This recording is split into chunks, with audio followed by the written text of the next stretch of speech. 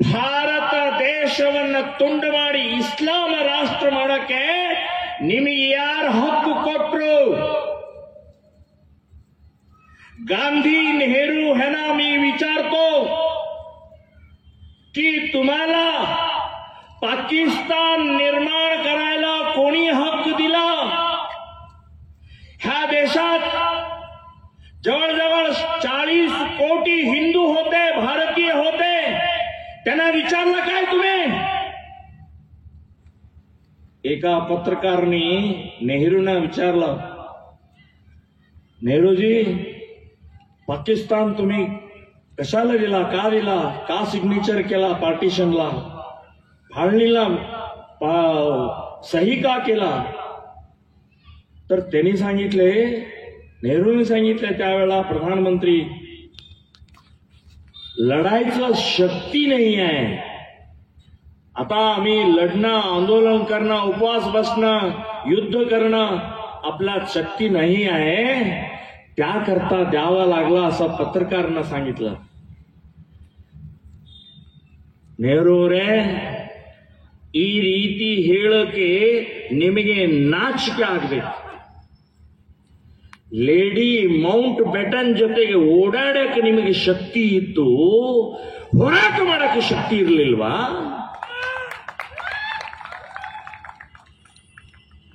100 ವರ್ಷ ಹೋಗ್ಲಿ, ಇನ್ನೂ 100 ವರ್ಷ ಹೋದರೂ ಕೂಡ 1 ಇಂಚ್ ಇಸ್ಲಾಮ ರಾಷ್ಟ್ರ ಪಾಕಿಸ್ತಾನ ಕೊಡುವುದಿಲ್ಲ ಅಂತನ್ನುವಂಥದ್ದು ಹೇಳಬೇಕಾಗಿತ್ತು. ಹೇಳಲಿಲ್ಲ. ಅವತ್ತಿನ ದಿನ ಏನಾದರೂ 47ರಲ್ಲಿ ಶ್ರೀರಾಮ ಸೇನೆ ಸಂಘಟನೆ ಇದ್ದಿದ್ರೆ ಜಿನ್ನನ ಚಂಡ ಕಟ್ ಮಾಡಿ ಭಾರತ ಮಾತೆಗೆ ಅರ್ಪಣೆ ಮಾಡ್ತಿದ್ವಿ. ಪಾಕಿಸ್ತಾನ ಕೊಡ್ತಾ ಇರಲಿಲ್ಲ.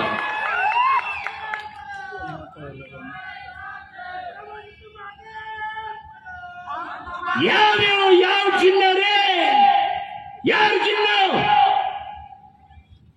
ನಮ್ಮ ದೇಶದಲ್ಲೇ ಹುಟ್ಟಿ, ನಮ್ಮ ದೇಶದ ಅನ್ನ ತಿಂದು, ನಮ್ಮ ದೇಶದಲ್ಲೇ ಲೀಡರ್ ಆಗಿ ನಮಕ ಹರಾಮ ಜಿನ್ನನ ನೀವು ಮಾತು ಕೇಳಿ ಪಾಕಿಸ್ತಾನ ಕೊಡ್ತೀವಿ?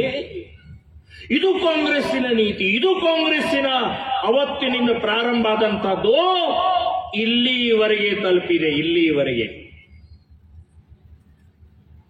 ಕನಕಪುರದ ಒಬ್ಬ MP ಹೇಳ್ತಾರೆ, DK ಸುರೇಶ್,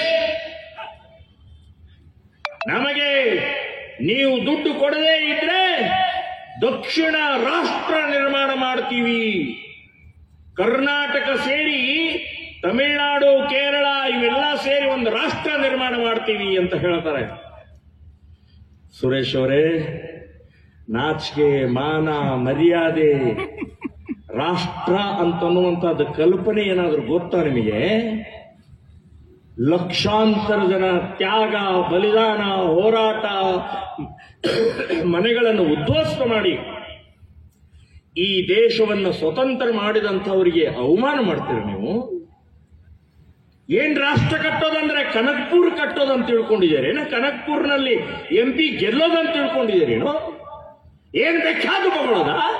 ಇದು ಕಾಂಗ್ರೆಸ್ಸಿನ ನೀತಿ. ಪಾಕಿಸ್ತಾನಕ್ಕೆ ಹ್ಯಾಕ್ ಕೊಟ್ರಲ್ಲ ಹಾಗೆ ಈ ದೇಶವನ್ನು ತುಂಡು ಮಾಡಕ್ಕೆ ಹೊರಟಿದ್ದಾರೆ ಇವರು ಕಾಂಗ್ರೆಸ್ನವರು. ಇದು ಕಾಂಗ್ರೆಸ್ಸಿನ ನೀತಿ. ಸೊ ಅವತ್ತು ದೇಶ ತುಂಡು ಮಾಡಿದ್ರಿ. ಆ ನಂತರದ ಪ್ರಕ್ರಿಯೆ ಪ್ರಾರಂಭ ಆಗಿದ್ದು ಹೇಗೆ ಎಲ್ಲಿವರೆಗೆ ಬಂದು ತಲುಪಿದೆ? ಎಷ್ಟು ರೀತಿಯ ನಮ್ಮನ್ನ ಕಾಶ್ಮೀರ ತುಂಡು ಮಾಡಕ್ ಹೊರಟಿದ್ರಿ. 370ನೇ ವಿಧಿ, ಇದೇ ನೆಹರು ಅವರ ತಪ್ಪಿನಿಂದ 370ನೇ ವಿಧಿ ಹಾಕಿ ಪ್ರತ್ಯೇಕ ರಾಷ್ಟ್ರ ನಿರ್ಮಾಣ ಆಯಿತು.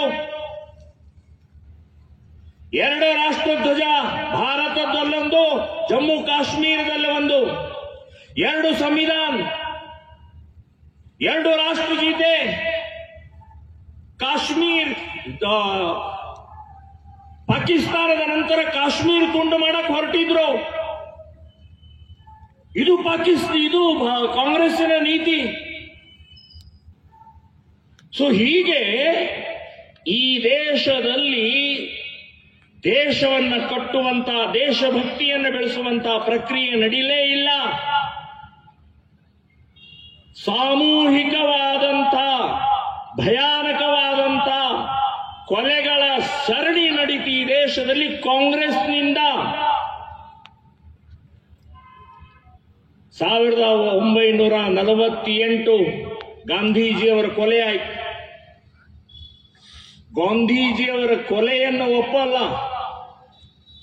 ಅಹಿಂಸಾವಾದಿ ಕಾಂಗ್ರೆಸ್ಸಿನ ವ್ಯಕ್ತಿ ಮಾಡಿದಂಥ ದೊಡ್ಡ ಕ್ರಾಂತಿಯ ಪರಿಣಾಮದಿಂದ ಇಡೀ ದೇಶದಲ್ಲಿ ಕಾಂಗ್ರೆಸ್ಸಿನ ಆಂದೋಲನಗಳ ಮೂಲಕ ಒಂದು ಜಾಗೃತಿ ಆಯಿತು. ಅಂಥ ಗಾಂಧೀಜಿಯವರ ಹತ್ಯೆಯ ನಂತರ ಏನಾಯಿತು? ಕಾಂಗ್ರೆಸ್ ಏನ್ ಮಾಡಿದ್ರು? ಅಹಿಂಸಾವಾದಿಗಳು, ಹಿಂಸೆಯಲ್ಲೇ ನಂಬಿಕೆ ಇಲ್ಲ ಅಂತ ಹೇಳಿ ಭಗತ್ ಸಿಂಗನ್ನ ಗಲ್ಲಿಗೇರಿಸಿದಂತ ಕಾರಣಕರ್ತರು ಈ ಕಾಂಗ್ರೆಸ್ನವರು ಲಕ್ಷಾಂತರ ಜನ ಬ್ರಾಹ್ಮಣರನ್ನ ಕೊಂದು ಹಾಕಿದ್ರು. ನಾಥೂರಾಮ್ ಗೋಡ್ಸೆ ಬ್ರಾಹ್ಮಣ ಇದ್ದಾನೆ ಅಂತ ಬ್ರಾಹ್ಮಣ, ಆ ನಾಥೂರಾಮ್ ಗೋಡ್ಸೆ ಗಾಂಧೀಜಿಯವರು ಕೊಂದಿದ್ದಾನೆ ಅಂತ ಹೇಳಿ ಈ ಅಹಿಂಸಾವಾದಿ ಕಾಂಗ್ರೆಸ್ನವರು ಬ್ರಾಹ್ಮಣರ ರಕ್ತಪಾತ ಮಾಡಿದ್ರಲ್ರಿ. ಇದೇನಾ ನಿಮ್ಮ ಅಹಿಂಸೆ? ಇದೇನಾ ಗಾಂಧೀಜಿ ಹೇಳಿಕೊಟ್ಟಂತ ಪಾಠ? ಆ ನಾಥೂರಾಮ್ ಗೋಡ್ಸೆನ ಗಲ್ಲಿಗೇರಿಸಿದ್ರಿ ನೀವು. ಅದರ ಜೊತೆಗೆ ಲಕ್ಷಾಂತರ ಮುಕ್ತರು. ಗಾಂಧೀಜಿ ಕೊಲೆಗೆ ಬ್ರಾಹ್ಮಣ ಸಮಾಜ ಸಂಬಂಧನೇ ಇಲ್ಲ. ಆದರೆ ಎಷ್ಟು ರೀತಿಯ ರಕ್ತಪಾತ ಮಾಡಿದಾರಲ್ಲ ಕಾಂಗ್ರೆಸ್ನವರೇ. ನಿಮ್ಮ ಮೈಗೆ ಈ ರಕ್ತ ಅಂಟುಕೊಂಡಿದೆ, ಇದನ್ನು ತೊಳೆಯಕ್ಕಾಗೋದಲ್ಲ. ಇದು ಎದ್ದು ಕಾಣಿಸುತ್ತೆ, ಇನ್ನೂವರೆಗೆ ಅದು ಕೆಂಪದು ಕಾಣಿಸ್ತಾ ಇದೆ ಅಂತ ಒಂದು ನೆನಪಿಕೊಳ್ಳಿ. ಇಂದಿರಾ ಗಾಂಧಿ ಕೊಲೆ ಆಯ್ತು. ಇಬ್ರು ಅಕ್ಕಪಕ್ಕದಲ್ಲಿದ್ದಂತ सिखರು इंदिरा गांधींच्या आजूबाजूला असले दोघं सिख सिक्युरिटी गनमॅन दोघही इंदिरा गांधींना मारले, गोळ्याने मारले. इंदिरा गांधी हत्या झाली. नंतर अहिंसावादी, गांधीवादी, रक्तविरोधी, क्रांतीविरोधी असलेले काँग्रेसने काय केलं? सिखांचा हत्या केले. हजारो लाखो सिखांचा रक्तपात केले हे काँग्रेसवाले. नीच निर्लज्ज काँग्रेस. का सिख समाज जबाबदार नव्हता? इंदिरा गांधीला मारण्यासाठी सिख समाज जबाबदारी नव्हता. ते दोघं सिख होते, गनमॅन सिख होते. तेवढंच त्यांना दोघांनाही फाशी झालं. बंधूनो, श्रीमती इंदिरा गांधी प्रधानमंत्री असलेल्या वेळा भारतातले साधू संत स्वामीजी लाखो संख्येनं देहलीला गेले. कशासाठी? गो माता रक्षण करा, गो हत्या बंद करा, गो हत्या निषेध कायदा लागू करा, गाईला राष्ट्रीय प्राणी घोषण करा. ह्यासाठी देशातले सर्वकडनं लाखो साधू संत देहलीला पोचले. देहलीमध्ये गोळीबार झाला. श्रीमती इंदिरा गांधी गोळीबार केले. हजारो संतांचा हत्या झाली. देहलीच्या रस्त्यावर रक्त सांडले. हाच काँग्रेಸ್. ಇದೇ ಕಾಂಗ್ರೆಸ್ ಶ್ರೀಮತಿ ಇಂದಿರಾ ಗಾಂಧಿ ಇದ್ದಾಗ ಸಾಧು ಸಂತರ ಹತ್ಯೆ ಮಾಡಿದ್ರು, ರಕ್ತ ಚೆಲ್ಲಿದ್ರು, ಸಾಧು ಸಂತರ ರಕ್ತ ಚೆಲ್ಲಿದ್ರು.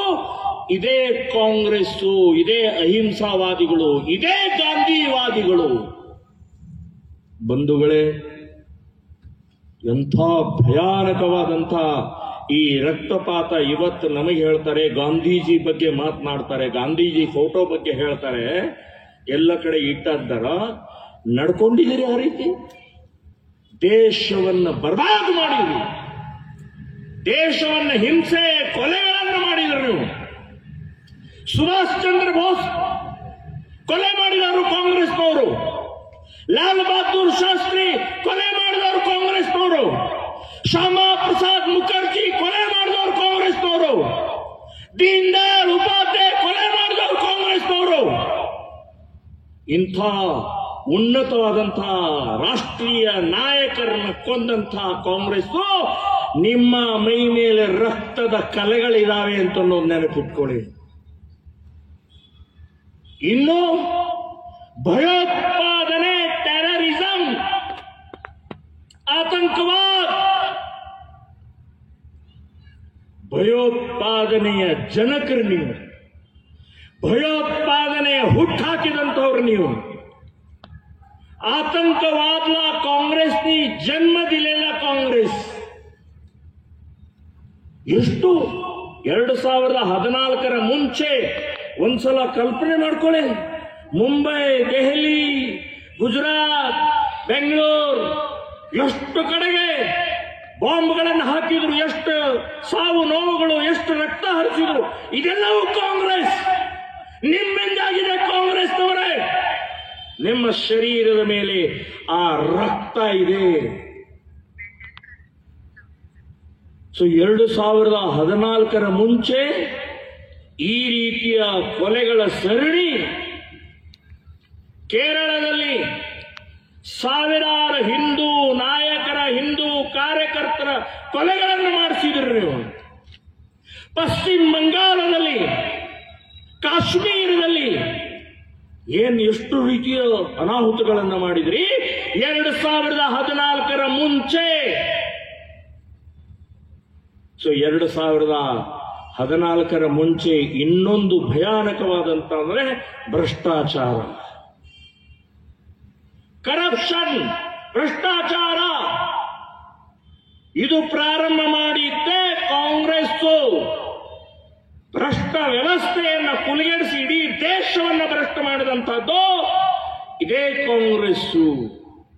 ಆ ಭ್ರಷ್ಟ ವ್ಯವಸ್ಥೆಯನ್ನು ಇನ್ನೂವರೆಗೆ ಮೋದಿಯವರು ಅದನ್ನು ತೊಳೆಯಕ್ಕಾಗ್ತಾ ಇಲ್ಲ. ಅಷ್ಟು ಭ್ರಷ್ಟ ವ್ಯವಸ್ಥೆಯನ್ನು ಮಾಡಿದಂತ ಕಾಂಗ್ರೆಸ್ ನೀವು.